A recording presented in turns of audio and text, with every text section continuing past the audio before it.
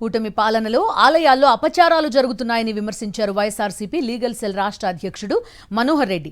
రాజకీయ వేధింపులకు కూడా ఆలయాలను వాడుకుంటున్నారని మండిపడ్డారు. సింహాచలం ఆలయ అధికారుల నిర్లక్ష్యం వల్లే ప్రసాదంలో నత్త వచ్చిందన్నారు. దీనిపై ఫిర్యాదు చేస్తే బాధితుల మీదే కేసు పెట్టారని తెలిపారు. రెడ్ బుక్ రాజ్యాంగాన్ని దేవుళ్లు భక్తుల మీద కూడా ప్రయోగిస్తున్నారని పేర్కొన్నారు.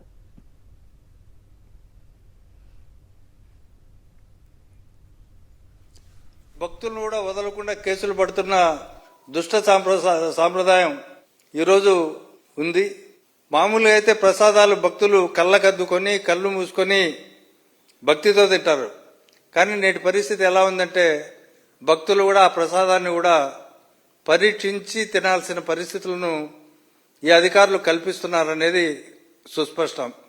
కాబట్టి ఈ రెడ్ బుక్ రాజ్యాంగంలో కనీసం ఆలయాలనైనా వదిలిపెట్టండి అని చెప్పి ఈ ప్రభుత్వాన్ని రిక్వెస్ట్ చేస్తా ఉన్నాం. ఇంతకాలం మీరు చేసిన అరాచక పాలనకు ఇప్పటికైనా అంతం పలికి నూతన సంవత్సరంలో మీ పంతాను మార్చుకొని ప్రజల బాగోగులను పట్టించుకోవాలని చెప్పి విజ్ఞప్తి చేస్తున్నాం.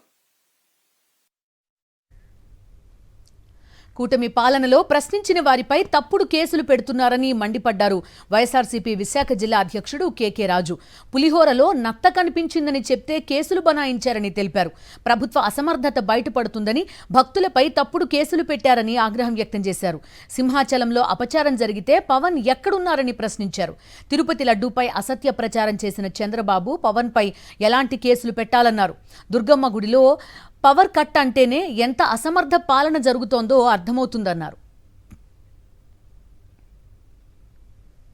రాష్ట్ర వ్యాప్తంగా ఈ అపవిత్రమైన కార్యక్రమం భక్తుల విశ్వాసాన్ని దెబ్బతీసే కార్యక్రమం అక్కడ జరిగింది. కాబట్టి దీనివల్ల ఈ ప్రభుత్వ అసమర్థత గత కొంతకాలంగా ముఖ్యంగా కూటమి ప్రభుత్వ అధికారంలోకి వచ్చిన మొదటి నుంచి కూడా సింహాచలం దేవస్థానంలో కావచ్చు, తిరుమల తిరుపతి దేవస్థానంలో కావచ్చు, కనకదుర్గమ్మ వారి దేవస్థానంలో కావచ్చు, మొన్న నిన్న వైకుంఠ ఏకాదశి, మొన్న ముక్కోటి ఏకాదశి రోజు శ్రీకాకుళం జిల్లాలో జరిగిన సంఘటన కావచ్చు, నిన్న ద్రాక్షారామంలో జరిగిన సంఘటన కావచ్చు, వీటన్నిటిలోని కూడా ఈ ప్రభుత్వం సనాతన ధర్మం ప్రభుత్వంలోనూ కొంతమంది పెద్దలు ఎక్కడో తిరుమల తిరుపతి దేవస్థానంలో ఒక తప్పుడు ఆరోపణ చేసి అక్కడ అపవిత్రమైందని ఇక్కడ విజయవాడకు వచ్చి విజయవాడ దుర్గమ్మ గుడిలో మెట్లు కడుగుతారు.